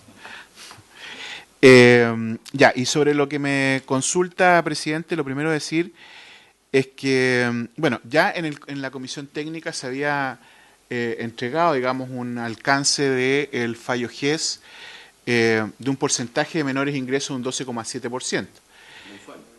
Claro. Y que eso finalmente fue parte de lo que nosotros utilizamos como argumento para el recurso de aclaración que presentamos en la Corte, donde aquí hay que mencionar algo que es bien relevante. Tal vez en lo coloquial todo el mundo habla de que se pidió prórroga, pero no se pidió prórroga. Para nosotros no es baladí, ¿ya? No se pide prórroga porque no estábamos instruidos. Y de hecho la Corte, al rechazar nuestro recurso de aclaración, ratifica que no tenemos arte ni parte en esta materia, ¿ya? Pero una de las cosas más sustantivas de por qué lo hacemos es precisamente por el efecto que puede tener, digamos, esta sentencia sobre la continuidad de las prestaciones, y así lo argumentamos.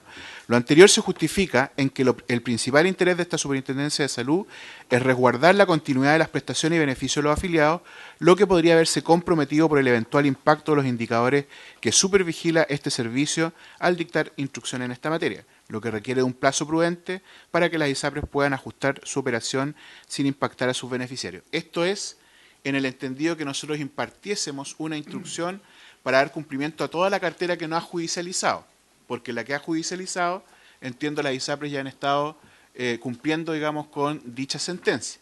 Ahora, esas sentencias tenían en su mayoría orden de no innovar, por lo tanto, no generan deuda, ¿ya? No generan ningún tipo de devolución que realizar a las personas, ¿no?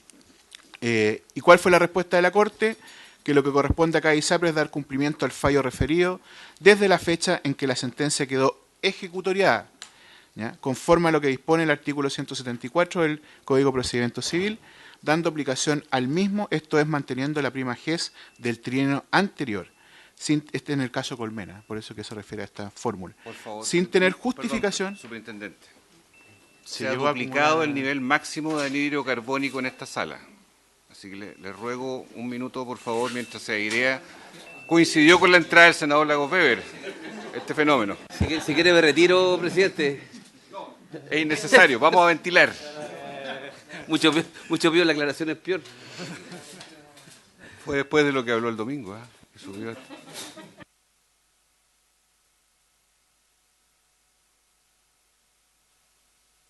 Ventilación. Llegó con... Ya, está empezando a bajar. Prosiga, por favor, superintendente. Muchas gracias, presidente. Bueno, y la Corte dice entonces que debe aplicarse de manera directa desde ejecutoria de la sentencia, o sea, desde agosto del presente año sin tener justificación alguna para cobrar desde entonces cualquier otra cifra que exceda la anteriormente referida. Esto también aclara otro punto, que tiene que ver con que cualquier deuda generada se debe contabilizar desde el momento de ejecutoria de la sentencia, o sea, desde agosto de este año, no así desde octubre, ¿no? Creo que deja clara ambas cosas. La instrucción a las ISAPRES, por lo tanto, es directa y tienen que dar cumplimiento inmediato. Y en el caso de las eventuales deudas, estas deben ser requeridas a la superintendencia. Nosotros hoy día tenemos 150.000 reclamos aproximadamente que debemos evaluar. Hay que cruzar, algunos pueden tener orden de no innovar o no. Entonces tenemos que ver, en otros casos va a subir la prima G respecto a lo que tenían anteriormente. Entonces eso hay que analizarlo caso a caso, tal como ha dicho la Corte. La única actualización, presidente, que tenemos hasta ahora es respecto del 12,7% menos de ingreso. ¿A contar de qué mes? ¿Diciembre o enero? ¿Desde cuándo deben dejar de cobrar? Sí. Inmediato, eso significa diciembre. Desde diciembre. Desde los eso descuentos, es lo que entendemos, desde los descuentos laborales de salario de diciembre. O sea, las ISAPRES podrían enviar el FUN los 10 primeros días de diciembre y dejar de cobrarlo. Ya. Entonces eso también genera otro efecto, que separa la deuda eventual, porque es desde agosto hasta que ya se ajusta. Esa es perdona, voy a interrumpirlo, pero para el público que nos está viendo, la gente que se sometió a un igual precio GES desde agosto a la fecha, ¿es la que se dirige a usted como superintendencia para exigir devolución de esos 3 meses? Es la que considere que se le ha cobrado de más respecto del fallo de la Corte. A eso me refiero. Sí. ¿Basta que envíen correo electrónico? No, tienen que realizar un reclamo tal como se realizan los reclamos formalmente en la página web de la superintendencia o en las oficinas. Es bastante expedito en ese caso. O en las oficinas de la superintendencia a lo largo del país. Se hace un reclamo, hay un formato y ahí tenemos que evaluar todo el procedimiento, porque finalmente una controversia, un juicio arbitral. Y como el juicio arbitral además tiene pasos, por las ISAPRES pueden bueno, hay todo un pero en sistema. diciembre, para dejarlo claro, debiera aplicarse el descuento de caída de ingresos por prima GES. Eso es lo que nosotros entendemos, que en diciembre debiera aplicarse. Ahora, eso depende de que las ISAPRES cumplan en qué momento el fallo, porque la instrucción no pasa por la superintendencia, la instrucción pasa directamente desde la Corte a las propias ISAPRES. Las ISAPRES tendrán que ver cuándo cumplen con ese mandato de la Corte.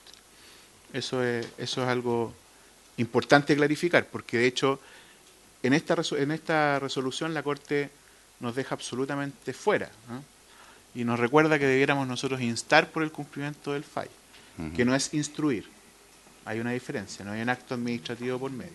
Que si hubiese dicho instruir, hubiésemos tenido que emitir una instrucción de carácter general, ¿ya? Obviamente que esta es una situación compleja y que pudiera impactar en el cumplimiento de indicadores. Nosotros hoy día estamos trabajando en simular distintos escenarios respecto a estos mismos indicadores para buscar también eventuales alternativas que debieran ser entregadas al Ejecutivo para que evalúe si es que son materia de ley o no.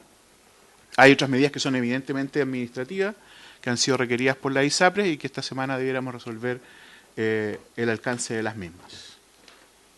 Se ha dicho que durante 3 meses, a contar de diciembre, que se inicie la rebaja del precio prima GES, podrían quebrar determinadas ISAPRES. Yo le pregunto, ¿cuál es la opinión del regulador frente a ese anuncio formal que han hecho? Perdón, senador Lagos, le pido que pida la palabra, por favor, si puede. Ya. Si pudiera pronunciarse sobre este punto, que es parte de la esencia de la discusión pública hoy día. Yo quiero hacer una diferenciación. Una cosa es la quiebra y otra cosa es el incumplimiento de indicadores que nos habla de insolvencia. Recuerden ustedes, señores senadores, que caído alguno de los indicadores o de los 3 que nosotros medimos, la primera medida, salvo que sea una caída abrupta, ¿no?, que está establecida en la ley cuál es el monto para intervenir directamente, no hay una intervención más que la solicitud de un plan de ajuste de contingencia, ¿no?, que la misma ISAPRE debe presentar y si se aprueba por la superintendencia, tiene que ejecutar. De allí puede salir la ISAPRE de la situación de insolvencia y seguir funcionando. Si no sale de la situación de insolvencia es cuando nosotros nombramos un administrador provisional que puede sacar a la ISAPRE o no de la situación. Habitualmente ya es más difícil que salga cuando hay administrador provisional. Por lo tanto, no es un efecto inmediato. Obviamente que hay algunos elementos más complejos. Por ejemplo, lo más probable es que los prestadores se resguarden frente a situaciones de plan de ajuste de contingencia. Eso implique que las personas tengan que pagar, digamos, en efectivo sus prestaciones y después requerir las devoluciones. O sea, hay una serie de elementos que pudieran ocurrir, pero no es una quiebra inmediata. Eso también quiero clarificar. Para precisarlo entonces, ¿qué ISAPRES podrían estar en riesgo de proceso de inicio de ajuste a partir del segundo o tercer mes de rebaja prima GES? No, presidente, si usted me permite, yo no puedo dar esa información porque es un elemento de mercado que puede afectar otras áreas, digamos. Exactamente. Ya, ¿pero existe ese riesgo?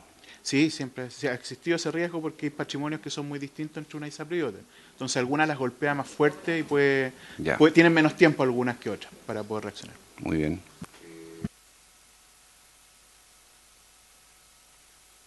Usted lo ha expresado, vamos a ir cerrando este punto, que queda otro punto con el senador Lagos Weber de Apraxia. Que usted pudiera, nosotros hemos visto toda la declaración que han hecho, que ha sido de resonancia bastante importante y de anuncios o realidades muy catastróficas, señora Arriagada. Quiero que usted precise bien los términos de lo que se ha dicho y lo que ustedes vaticinan que cree que puede pasar con la industria en el escenario en que estamos. Por favor. Presidente, solo una petición. Que no alcancé a decir, la cifra efectivamente, la nueva ajustada de 12,7 baja a 11,9. Ese es el impacto de los menores ingresos porcentuales. No, solo era para clarificar eso. No. Gracias. Don Gonzalo Arriagada. Gracias, presidente. Saludar a todos los presentes. Sí, efectivamente, presidente, nosotros frente a la situación que consideramos muy grave, tuvimos una declaración en la semana. Quisiera, antes de referirme a ella, solamente algunas palabras previas. Decir que efectivamente esta Comisión de Salud ha tomado el tema de la industria con absoluta seriedad y le ha dado muchísimo tiempo para intentar buscar una solución. Y creo que era muy consciente en esta comisión que el ideal era que la solución fuera coetánea con los problemas. Es decir, que habían dos fallos principalmente, un fallo que es el fallo de tablas y un fallo que es el fallo de GES. Y el ideal era que las disminuciones o las pérdidas de ingresos que tenía la industria producto de estos fallos fuera coetáneo con la implementación de las soluciones. Que a ese propósito esta misma comisión había generado una comisión técnica para que sugiriera la manera de abordar estos problemas.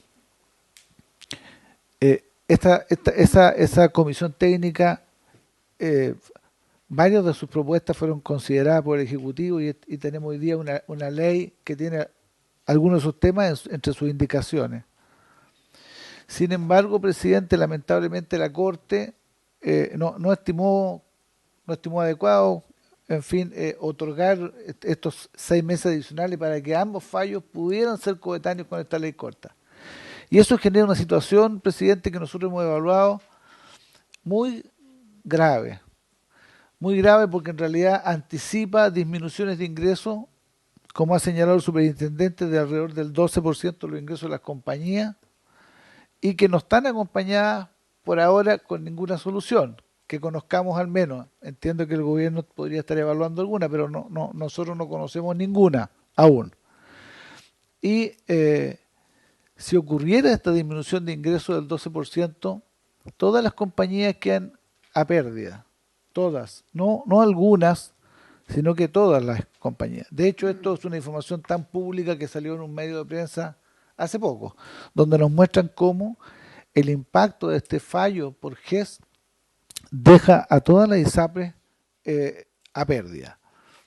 Y si uno considera que va a tener una pérdida permanente en el tiempo, sin alguna medida que ayude a enfrentar esta situación, usted tiene una pérdida para siempre. Obviamente que es muy difícil que alguna compañía piense en generar aportes patrimoniales o alguna cosa que le permita salir de una situación cuando le piden que pueda funcionar a pérdida para siempre. Y por esa razón, presidente, es que este tema es tan delicado. Efectivamente, las ISAPRES nunca han pensado incumplir los fallos de ninguna forma. De hecho, nuestra preocupación es que al cumplirlos se van a generar consecuencias, y lo que no queremos es que esas consecuencias terminen afectando a las personas. Esa es la razón de que nosotros hagamos presente con la máxima fuerza que podemos esta situación. En particular, como usted consultó, el fallo G se va a cumplir en el mes de diciembre, y todas las compañías van a seguramente notificar en los primeros 10 días del mes de diciembre las disminuciones de precio a sus afiliados. Y por lo tanto, en el mes de diciembre, las personas van a ver esta disminución, y las compañías van a ver las disminuciones de ingresos en el mes de enero. Yo he señalado que en la asociación tenemos las estimaciones razonables de que las compañías no son capaces de funcionar a pérdida sin afectar sus indicadores por más de 3 meses. Eso estamos hablando de enero, febrero y marzo. Pero, presidente, el problema no va a ser en marzo. En marzo sería cuando ya no hay solución. El problema se inicia en enero. Es importante tener esta consideración, presidente. Las compañías en el mes de enero van a quedar a pérdida todas. Eso significa que no les va a alcanzar los ingresos para cubrir los costos de sus afiliados, las prestaciones. ¿Y qué en términos prácticos, qué ocurre cuando los ingresos no alcanzan para cubrir los costos? Bueno, lo que ocurre es que o usted no va a poder pagarle en forma oportuna a los prestadores, o no va a poder otorgarle los reembolsos en forma oportuna a los afiliados. Cualquiera que sea la circunstancia en que esto ocurra, obviamente que se va a generar consecuencias adicionales. Naturalmente que las compañías no van a quebrar en el mes de enero. O sea, en el mes de enero no les va a alcanzar los ingresos para cubrir todos los costos. Y eso va a significar que los prestadores van a preguntarse razonablemente: ¿puedo seguir recibiendo los bonos de las ISAPRES si yo veo que no le alcanza el ingreso para cubrir sus costos? Y muchos prestadores pudieran, no digo que vaya a ocurrir exactamente porque no tengo cómo saberlo, pero sí es razonable suponerlo. Y creo que tenemos la obligación de suponerlo, presidente, porque en realidad de lo que se trata es de anticiparnos las consecuencias negativas para tratar de buscarle solución. Y efectivamente los prestadores pudiera ser que empezaran a ponerle término o suspender los convenios de atención desde el mismo mes de enero, o de antes incluso. Porque si una compañía ya sabe desde ahora que van a bajar los ingresos, que las ISAPRES no van a tener para cubrir sus costos, obviamente que las medidas están llamadas a tomar medidas inmediatas incluso. Entonces, estamos frente a una situación bastante grave. Yo decía en mis declaraciones públicas que teníamos muy poco tiempo para buscar soluciones. Y me refería a que a mí me parece que la solución debe estar en el mes de diciembre. Es decir, nosotros tenemos tan poco tiempo como eso. ¿Por qué razón? Porque cualquier solución que el Ejecutivo eventualmente, si así lo estima, pudiese proponer, va a tener que pasar por una ley. Y eso va a tener todo un trámite. Y finalmente la implementación de aquello va a ser seguramente en varios meses más. Solo si es que se entiende que hay una solución propuesta, que eventualmente el Congreso pudiera estar de acuerdo en aprobarla, aunque su implementación en términos prácticos fuese unos meses después, pero por lo menos sería una señal para que estas compañías pudieran mantener el funcionamiento adecuado y mantener la cobertura, y eventualmente los prestadores, viendo una señal de esa naturaleza, tuvieran la calma de esperar esos resultados. Pero si en el mes de diciembre, presidente, no existe ninguna solución propuesta, o existe la posibilidad de legislar y encontrar una solución, mucho me temo que vamos a poder todos comprobar las consecuencias que esto va a tener para las personas a contar del mes de enero. Esa es nuestra situación, presidente. Lamento tener que dar esta información, y no es que uno quiera defender a la industria con las personas. Nosotros buscamos defender a las personas de las consecuencias que puede provocar estos fallos. Así que, presidente, por esa razón fue que también lo segundo que hicimos fue hacer un llamado al gobierno y al Congreso para poder buscar una solución legislativa. Por último, permítame comentar un poco respecto de la situación en la que estamos respecto de la solución de la ley corta. La ley corta, si es que no se implementa en forma pronta, obviamente que esta modalidad complementaria no va a estar disponible. Y podrían haber ISAPRES que tuviesen dificultades mucho más pronto de lo que nos pudiéramos imaginar. Si efectivamente se genera esta condición de falta de certeza de los prestadores respecto a alguna de las compañías y esta compañía no tiene la capacidad de poner los recursos necesarios para mantener la operación porque ve que hay pérdidas para siempre, perfectamente esto podría ocurrir antes, en enero o en febrero mismo.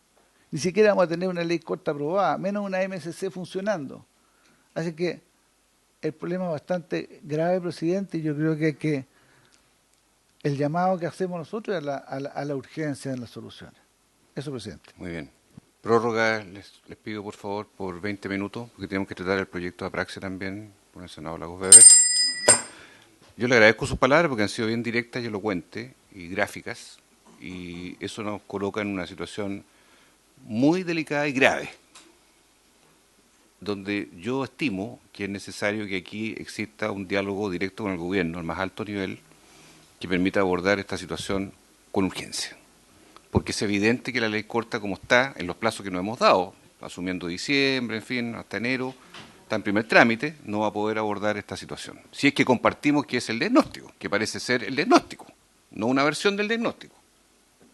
Entonces, si le parece a la comisión, vamos a emprender conjuntamente los 5 senadores, si le parece, conversaciones al más alto nivel de la moneda, que permita enfrentar esta situación de manera drástica y clara, porque según las palabras que el presidente de la Asociación de ISAPRES ha señalado, está augurando fin de convenios de clínicas privadas, fin de prestaciones, término de los reembolsos y eventuales inicios de procesos de ajuste mucho más temprano que tarde en el escenario de las próximas semanas. Eso es lo que yo desprendo de lo que usted ha dicho y que tampoco ha sido rectificado porque el regulador admite que pueden venir situaciones muy complejas en las semanas que vienen. Senador Chaguán, brevemente, por favor. Sí, no, ¿Está acusado usted que...? Sí, presidente, estaba presidiendo la Comisión de Relaciones Exteriores y estábamos sacando adelante el convenio 176 de la OIT que garantizaba justamente acceso a la seguridad y salud. Ya, perfecto. Muy bien. Yo quisiera señalar que como presidente de la Comisión de Seguro Catastrófico Salud para los pacientes de FONASA voy a convocar a la sesión debido a que hoy día tenemos prácticamente resuelto vía ley de presupuesto un camino y además con la disposición también de la ministra. Y por tanto yo quiero informarle, presidente, que como presidente de la Comisión Mixta voy a convocar, ojalá durante el transcurso de esta semana o la próxima, para los efectos de poder también garantizar que FONASA va a tener una mejor administración de la lista de espera, con un seguro catastrófico, un stop loss, como se ha conversado, con la posibilidad de establecer un FONASA Plus, y en definitiva espero que las indicaciones del Ejecutivo, porque ahora quiero decirle, esta comisión ha hecho la pega, esta comisión hizo una pega potente, convocó una comisión de expertos, convocó una comisión para la reforma, y yo quiero decirle al gobierno que está sacrificando una oportunidad valiosa para una reforma de la salud. Una reforma que además transversalmente hemos empujado.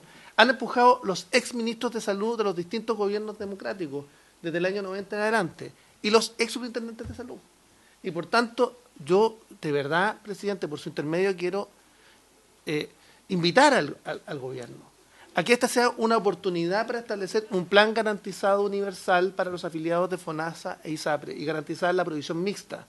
Lo que podemos enfrentar, y yo creo que quede en acta de las advertencias que hemos hecho reiteradamente durante mi presidencia en esta comisión y ahora como miembro de nuestra comisión, en manera reiterada, es que acá estamos frente a una posibilidad de un impacto en las políticas sanitarias de envergadura.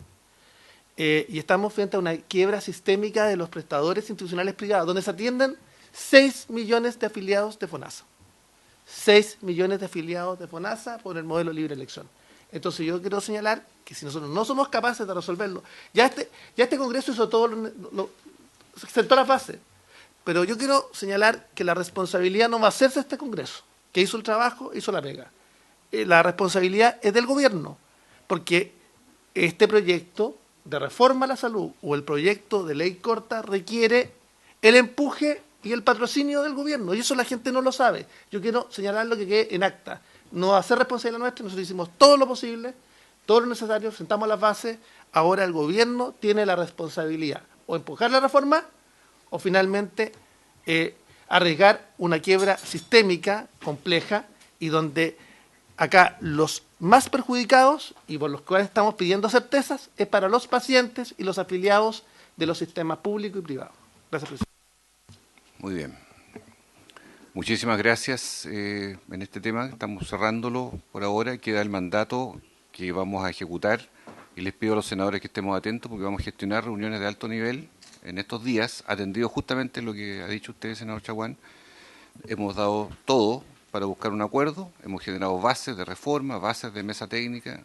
Está la mesa puesta, por decirlo así, para que ahora el Ejecutivo tome un camino desde la moneda para que esto pueda enfrentarse, porque es evidente que estamos a puertas de una crisis muy grave en las próximas semanas. Muy grave. Muchísimas gracias. En segundo lugar, dar la bienvenida al senador Lagos Weber a esta comisión. Si gusta, que han liberado por el momento, sí. ¿Ah? Por ahora. Sí. Como cuadros técnicos, no como cuadros políticos. ¿Ah? Sí, se pueden retirar. A esta altura los cuadros técnicos pueden salvar mejor. Estamos convocados en este segundo punto para votar y resolver la declaratoria del 14 de mayo de cada año como el Día Nacional de la Concientización sobre el Diagnóstico de Apraxia del Habla Infantil, que es el boletín 16347-11, para lo cual nos está acompañando por vía telemática la presidenta de la agrupación Soy Apraxia, Marcela Delgado, y nuestro querido senador Ricardo Lagos Weber, que ha estado apoyando permanentemente esta iniciativa y que en los minutos que tenemos brevemente quiero ofrecer la palabra de inmediato, senador Lagos Weber, y a Verónica Delgado para que procedamos a la votación.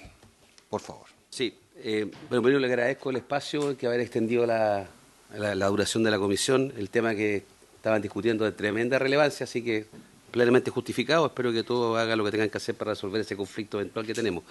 Dicho eso, también quiero agradecer el apoyo de la comisión. Creo que prácticamente todos los miembros de la comisión, creo que me falta de sumar al senador Chaguán nomás aquí, ya que se va a adherir al proyecto, ya en este apoyo. Este es un proyecto desde el punto de vista de la complejidad legislativa muy sencillo, ya que lo que se trata es de relevar a nivel nacional el Día el Día de la Apraxia Infantil, ya, y generando conciencia. La apraxia, y vamos a escuchar a Marcela Delgado, que es la representante de día principal de la agrupación Soy Apraxia, es un trastorno neurológico del desarrollo del habla que afecta a los niños.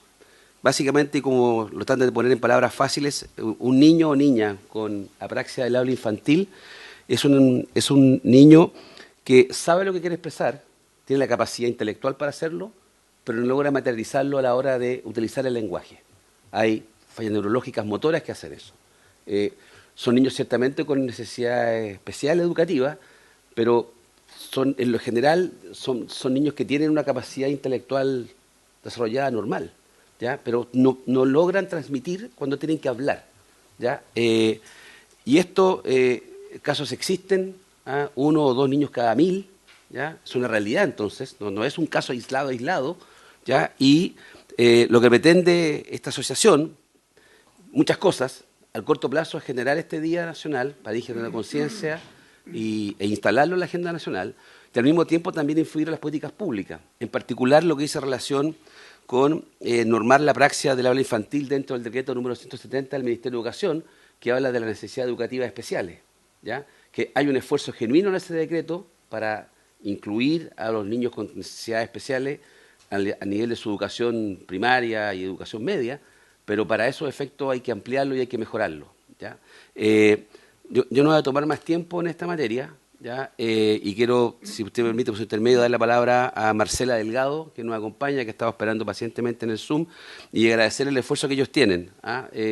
Hablar con los representantes de esta institución y hablar con los papás, las mamás, los parientes, es bien fuerte, ¿ya? Porque uno ve una persona que tiene una incapacidad tan específica y que pasa a ser tan neurálgica a la hora de poder desarrollarse como persona. Así que ese es el objetivo de esta presentación y le agradezco nuevamente el espacio. Muchas gracias. Muy bien. Tiene la palabra Verónica, por favor. O Marcela, perdón. Marcela Delgado, tiene la palabra. ¿Nos escucha? Ahora sí, muchas gracias, presidente. Bueno, partimos hablando un poco de lo que es la praxia del habla infantil. Contarles que la praxia es un trastorno neurológico que afecta la producción motora del habla y se diagnostica principalmente en niños, por eso se llama praxia del habla infantil. Esta condición presenta dificultades en los niños para planificar, coordinar, producir y ordenar los sonidos del habla.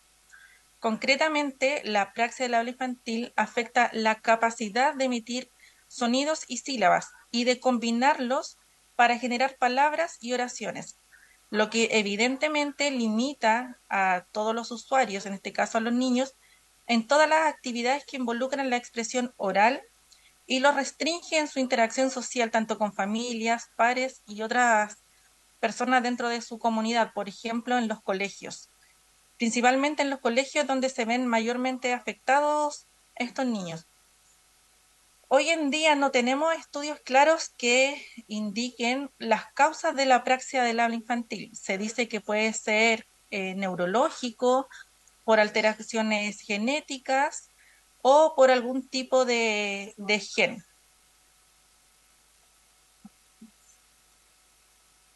La escuchamos. Ya. Estamos escuchando. Voy a continuar. Ya. Las dificultades que presentan estos niños al momento de querer expresar es que no logran coordinar.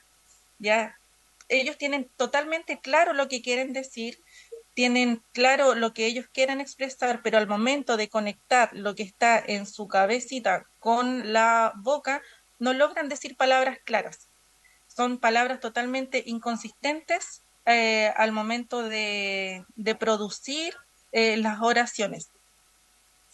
Como se manifestaba, no hay estudios hoy en día que puedan clarificar el por qué se produce la praxia del habla infantil.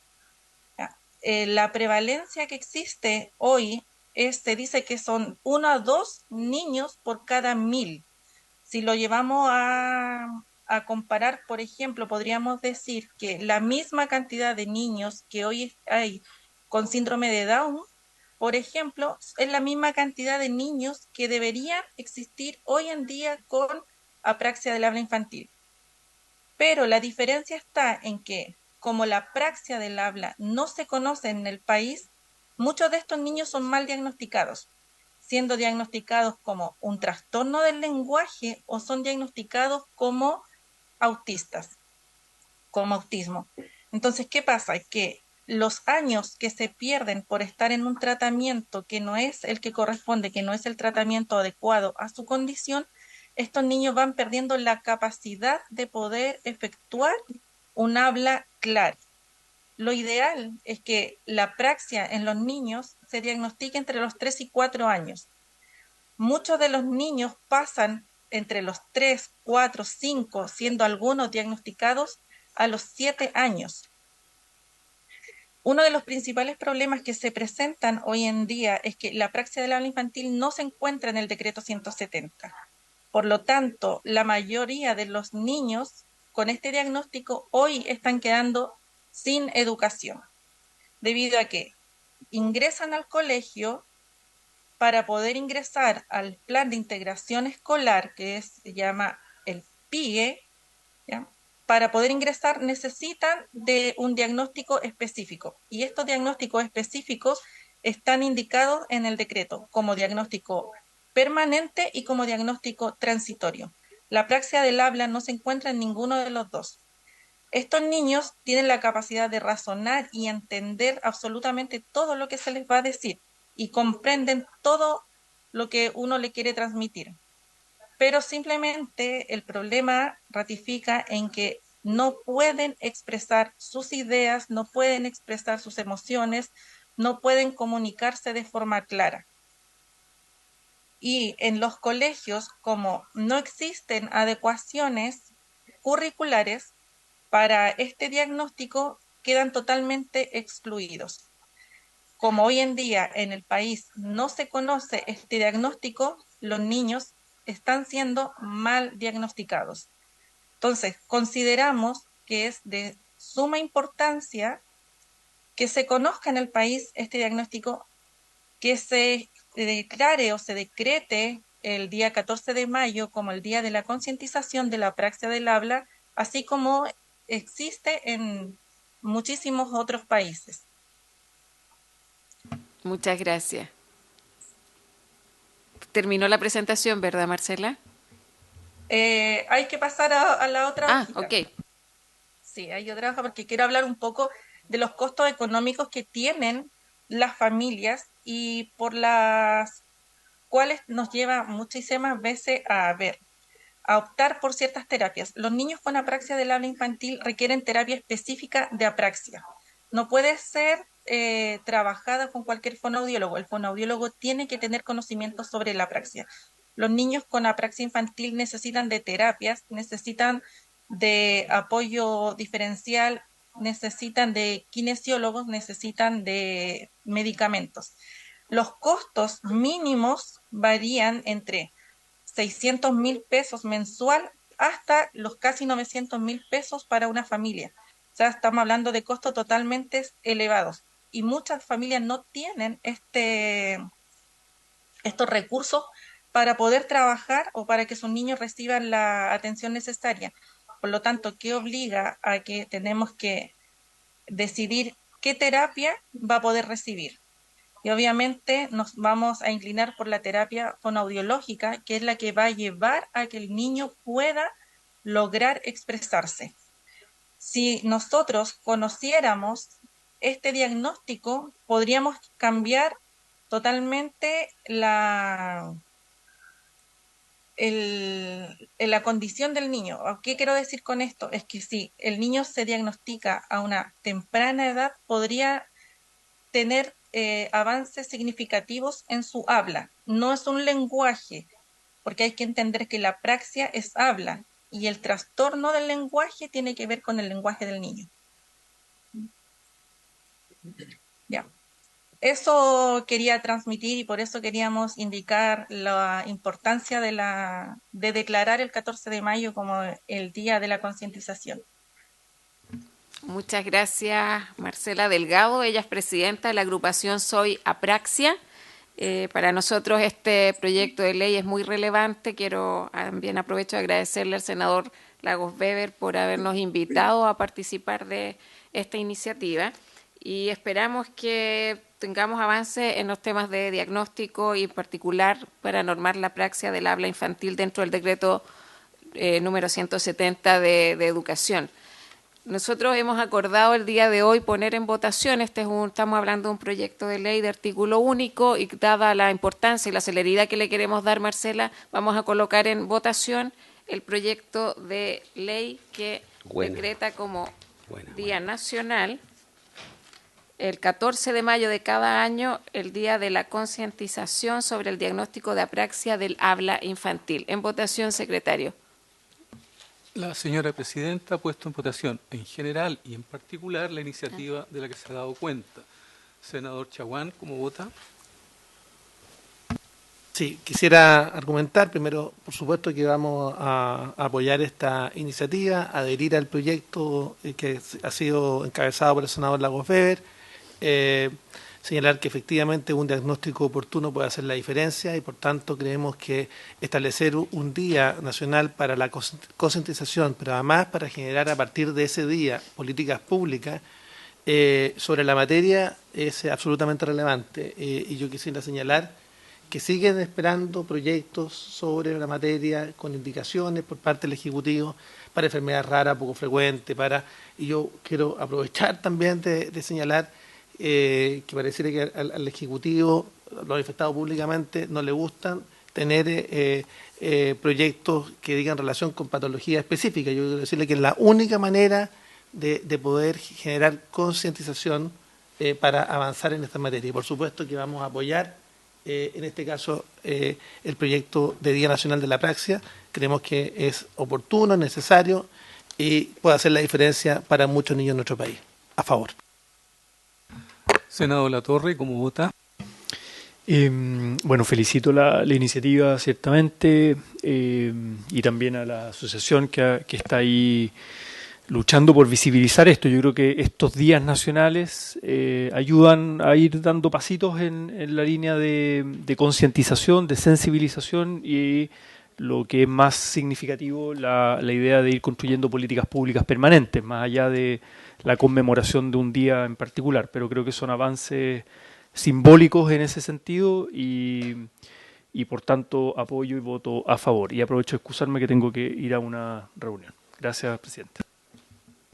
Senadora Órdenes, ¿cómo vota? Voto a favor. Señor presidente, ¿cómo vota? Voto a favor y respaldando esta iniciativa que el senador Lagos Weber ha promovido dentro del Senado a las agrupaciones, a quienes hoy día nos acompañan, porque este es un derecho de los niños en Chile que viven con apraxia y aquí se trata de visibilizar y de dar respaldo, fuerza a lo que significa un momento tan importante en la vida como es la niñez, con una afectación como esta que es real y que requiere el abordaje de todo el sistema de salud. A favor. Señor presidente, por 4 votos a favor, ninguno en contra, quedaría aprobado en general y particular la iniciativa. Aprobado. Muchas gracias, señor presidente. Solamente agradecerle a la comisión la disposición de ponerlo en votación, en general en particular, y el respaldo que le dieron a la misma, y a la organización Soy Apraxia Infantil, Mercedes Delgado, que es la cara visible, pero es un número muy importante de personas. Muchas gracias. Muy bien. Gracias, senador Lagos Weber.